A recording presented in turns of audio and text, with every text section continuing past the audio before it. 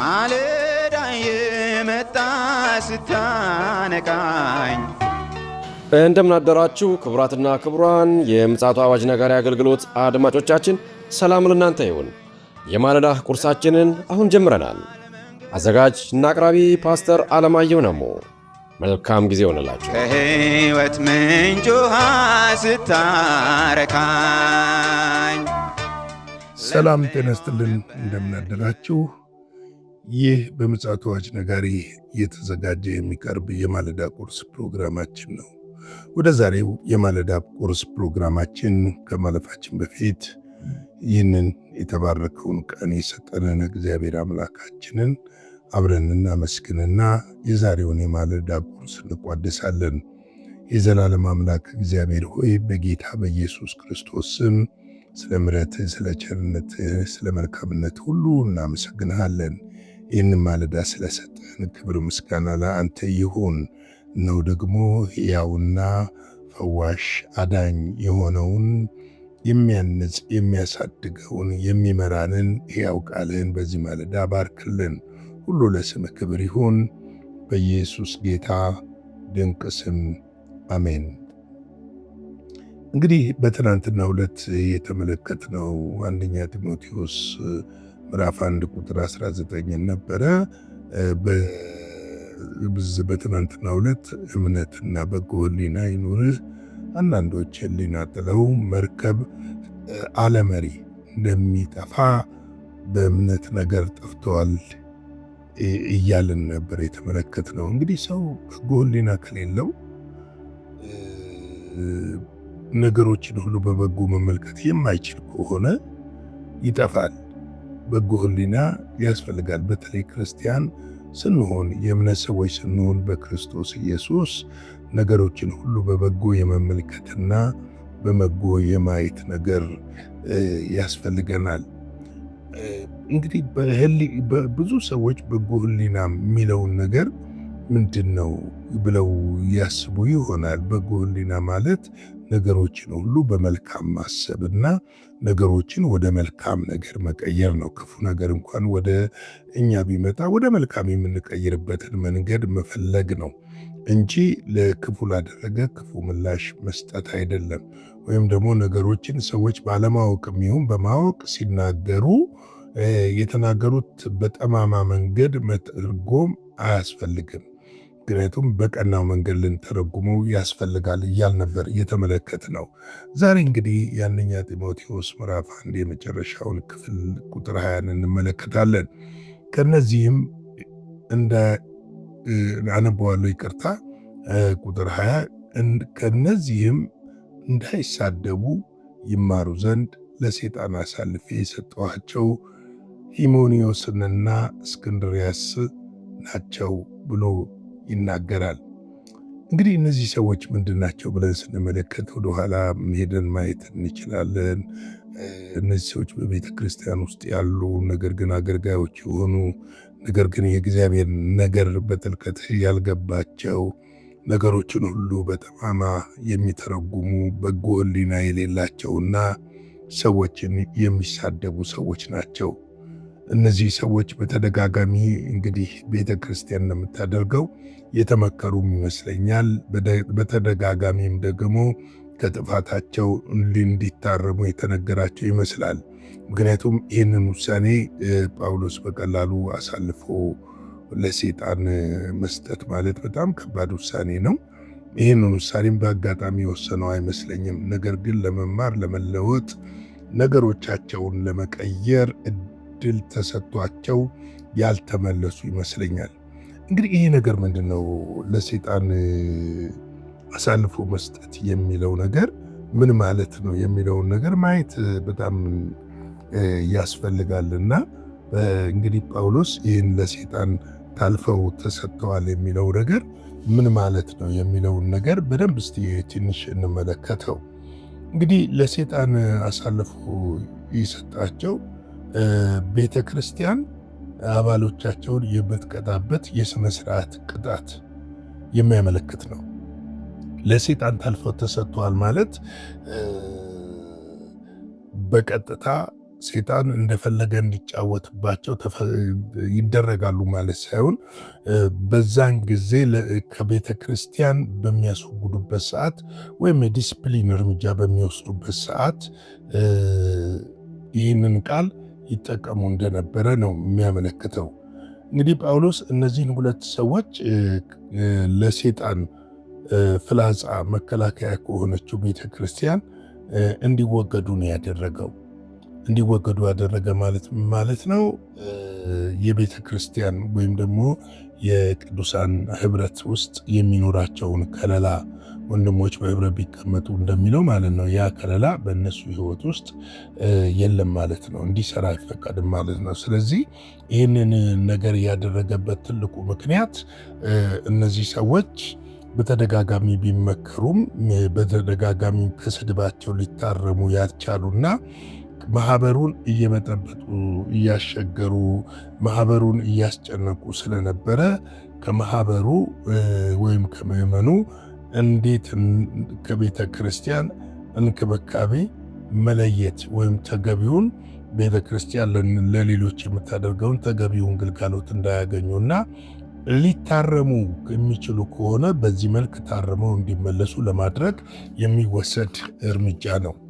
እንግዲህ በቤተ ክርስቲያን ውስጥ ብዙ አይነት ሰዎች አሉ። እንደ ውስቲ ይህን ቃል ወደኛ ዘመን እናምጣውና በእኛ ዘመን እንደዚህ አይነት ነገር የሚያደርጉ ሰዎች የሉም ወይ ስንል በየቤተ ክርስቲያኑ አይደለም ቤተ ክርስቲያን ከፍተው የሚሳደቡ ስድብ ስራቸው ያደረጉ ብዙ አገልጋይ ነን የሚሉ ግን አገልጋይ ያልሆኑ አሉ። ነውረኛ ጸያፋ ቃላትን የሚናገሩ ለሕዝብ ለምእመኑ ወይም ደግሞ ለቤተ ክርስቲያን አብረዋቸው ለሚያገለግሉ ክብር የሌላቸው እንመለከታለን። እነዚህ ሰዎች በራሳቸው ስትመለከቷቸው ለእግዚአብሔርም ክብር የላቸውም። ምክንያቱም ወንጌልን መሸቀጫ ስለሚያደርጉት ነው። ጳውሎስ ይህንን በቆሮንቶስ ውስጥ ተናግሮታል። እንዳንዳንዶች እኛ አንሸቃቅጥም በሚል በግልጽ አስቀምጦታል። ምክንያቱም አንዳንድ ሰዎች ወንጌልን መሸቀጫ ነው የሚያደርጉት። ሕዝብን በማስደንገጥ በማስፈራራት በሕዝብ ላይ ነውረኛ ነገሮችን በመናገር በትንቢቶች በማስፈራራት መነገኛ ያደርጉታል። ነገር ግን አሁን ላይ ያለችው ቤተ ክርስቲያን ላይሰንስ የሚባል ነገር ስላለ አንዱን ማገድ የማይችልበት ሁኔታ ነው የተፈጠረው። ከቤተ ክርስቲያን ሰዎችን ስታገዷቸው ሄደው ቤተ ክርስቲያን ሊከፍቱም ይችላሉ። ስለዚህ ምን አይነት ከባድ ዘመን ውስጥ እንዳለን መመልከት ያስፈልጋል። ምክንያቱም ዲስፕሊን ቤተ ክርስቲያን አንዱ ዲስፕሊን ነው ያስፈልጋል፣ ስነ ስርዓት ያስፈልጋታል። ምክንያቱም የክርስቶስን ስነ ምግባር ወይም ባህሪ መግለጥ ያስፈልጋል። ለዚህ ነው በጎ ሕሊና ይኑራችሁ የሚለን ጳውሎስ በትናንትና በተካፈልነው ነገር ላይ በጎ ሕሊና የሚላቸው ለዚህ ነው። እና ሰዎች በቤተ ክርስቲያን ዲሲፕሊን የሚደረጉት እንዲማሩ ነው፣ በእግዚአብሔር ፊት እንዲሆኑ፣ ራሳቸውን እንዲያዩ፣ ራሳቸውን አይተው ደግሞ እንዲታረሙ፣ የሚሰሩት ነገር ወይም ደግሞ የሚያደርጉት ነገር መልካም መሆኑንና አለመሆኑን እንዲመለከቱ ለማድረግ የሚወሰድ የዲሲፕሊን እርምጃ እንደሆነ ልናውቅ ያስፈልጋል። እንግዲህ ሁለተኛ ጢሞቴዎስ ምዕራፍ 2 ቁጥር 17ን ከመመልከታችን በፊት ሁለተኛ ጢሞቴዎስ ምዕራፍ 2 ቁጥር 16 እና 17ን እስቲ ሄደን እንመልከተው። ምንድነው? ነገር ግን ይላል ለዓለም ከሚመች ከከንቱ መለፍለፍ ራቁ፣ ኃጢአተኝነታቸውን ከፊት ይልቅ ይጨምራሉና ቃላቸው እንደ ጭንቁር ይባላል።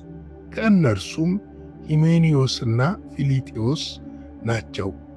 እነዚህ ትንሣኤ ከሆነ በፊት ሆኗል እያሉ ስለ እውነት ስተው አንዳንዶችን እምነት ይገለብጣሉ ይላሉ። እንግዲህ እንደነዚህ አይነት ሰዎች ናቸው ከቤተ ክርስቲያን የስህተት አስተምህሮቶችን የሚያስተምሩ።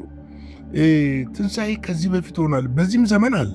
ታውቃላችሁ ኢየሱስ ክርስቶስ አይመጣም ብለው የሚሰብኩ የሚያስተምሩ እንዳሉ በተለያየ ጊዜ ይህንን ፕሮግራም ሰርተንበታል። አይመጣም ብለው የሚሰብኩ አሉ። ወይም ደግሞ መምጣት በቤተ ክርስቲያን እኛ ስንፈቅድለት ነው የሚመጣው የሚሉ ማስተምሮቶች አሉ። እነዚህን ነገሮች እንግዲህ ስንመለከተው በዛም ጊዜ ነበረ ትንሣኤ ከዚህ በፊት ሆኗልና ሌላ ትንሣኤ የለም እያሉ ምን ያደርጉ ነበረ? ያስተምሩ ነበረ። ከእነርሱ ማን ናቸው አለ? ሂሜኔዎስና ፊሊጤዎስ ናቸው ብሎ በግልጽ ጳውሎስ ይናገራል። ይህ የሚደረግበት ምክንያት ነው፣ ቤተ ክርስቲያንን ለመጠበቅ ቅዱሳንን ለመጠበቅ ነው። በዚህ ዘመን ደግሞ ያለነው የመጨረሻው ዘመን ላይ ስለሆነ የስህተት አስተምሮ ወይም ደግሞ ሐሰተኛ አስተማሪዎች በጣም ይበዙበትና ሰዎችን ከክርስቶስ ዓይናቸውን ነቅለው አንስተው ምድራዊ ነገር ብቻ እንዲመለከቱ የተደረገበት ዘመን ላይ ነን ያለነው። ምድራዊ ነገር ብቻ እንድናይ፣ ምድራዊ ነገር ብቻ እንድንመለከት። ምክንያቱም ስለ ክርስቶስ እንዳናስብ፣ ስለ ምጽአት እንዳናስብ፣ ስለ ንጥቀት እንዳናስብ፣ እግዚአብሔርን በመፍራት በጽድቅና በቅድስና መኖርን እንዳናስብ ተደርጎ እየተማርን ያለው ትምህርት በስፋት እየተሰጠ ነው ያለው። እንዴ አንዳንድ ቦታ እኮ እንደውም ምንድነው በድንሃል የፈለከውን ነገር ማድረግ ትችላለህ እየተባለ ትምህርት እየተሰጠ ያለበት ዘመን ላይ ነው ያለ ነው። ምን ያህል የከፋ ዘመን ውስጥ እንዳለን ልናውቅና ልንገነዘብ ያስፈልጋል። ስለዚህ እነዚህ ሰዎች እንዲታረሙ ነው ጳውሎስ እያለ ያለው፣ ይማሩ ዘንድ ነው ያለው። እንግዲህ እርምጃ አንድ አገልጋዩ ላይ እርምጃ ሲወሰድ፣ ዲሲፕሊን ሲወሰድ ምን እንዲሆን ነው? እንዲማር ነው። አንደኛ ቆሮንቶስ ሁለተኛ ጢሞቴዎስ 4:14 ላይም ደግሞ የናስ አንጥረኛው እስክንድርያስ እጅግ ከፋብኝ፣ ጌታ እንደ ስራው ይመልስለት ይላል። ይህ ሰውዬ ምን አደረገ? እጅግ ከፋብኝ ይላል። የወንጌል ጠንቅ ሆነው የሚቆሙ አሉ ከአገልጋዮች ፊት ሄረሲ የሆነ የስህተት ትምህርትን ይዘው በማጥላላትና በጥላቻ ከፊት ለፊት የሚቆሙም ደግሞ እንዳሉ ልናውቅ ያስፈልጋል። አንደኛ ቆሮንቶስ 5:5 ላይ ደግሞ ምን ይላል? መንፈስ በጌታ በኢየሱስ ቀን ትድኑ ዘንድ እንደዚህ ያለውን ለሥጋ ጥፋት ለሰይጣን እንዲሰጡ ፍርዴ ነው ብሎ ይናገራል። እንግዲህ በዛን ዘመን የነበረው የክርስትና አካሄድ አሁን ካለንበት ዘመን በጣም የተለየ ነበረ። ምክንያቱም ስትሮንግ ነበረ እና አሁን ላይ ምንድነው እየተደባለቀ ብዙ ነገር እየተቀላቀለ እየተሸቃቀጠ የመጣበት ዘመን ላይ ነን ያለ ነው። ለዚህ ነው መለየት አለብን የምንለው። ለዚህ ነው የእግዚአብሔርን ቃል ማጥናት አለብን የምንለው። ለዚህ ነው በእግዚአብሔር ፊት በጸሎት መሆን አለብን የምንለው።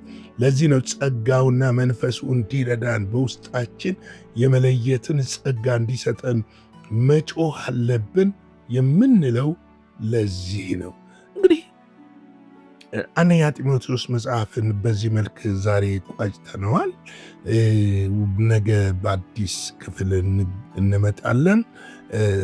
እስቲ አጭር ጸሎት እንጸልይና የዛሬውን ክፍለ ጊዜ እንዝጋው። የዘላለም አምላክ እግዚአብሔር ሆይ በጌታ በኢየሱስ ክርስቶስ ስም ስለዚህ ጊዜና ስለዚህ ሰዓት እናመሰግንሃለን። ስላስተማርከን፣ መንፈሳችንን ስላነቃህ፣ እግዚአብሔር እውነትህን እንድንረዳ ዓይኖቻችንን ስለከፈት ክብር ምስጋና ለታላቁ ስም ይሁን። ይህንን ቀን ደግሞ በስምህ የተባረከ ይሁን። ከክፉ ጠብቀን፣ በደምህ ሸፍነን፣ በልጅ በኢየሱስ ክርስቶስ ጌታና ጻድቅ ስም አሜን። ላይክ፣ ሼር፣ ሰብስክራይብ እያደረጋችሁ ይህ መልእክት ፈቃዳችሁ ቢሆን ለሁሉ ብታደርሱልን እንወዳለን። የጌታ ጸጋ ሰላም ከእናንተ ጋር ይሁን። ተባረኩልን። ሻሎም። በነበረን የመልእክት ክፍለ ጊዜ እንደተባረካችሁ ተስፋ እናደርጋለን። በነገው ማለዳ በሌላ ዝግጅት እንገናኛለን። መልካም ቀን።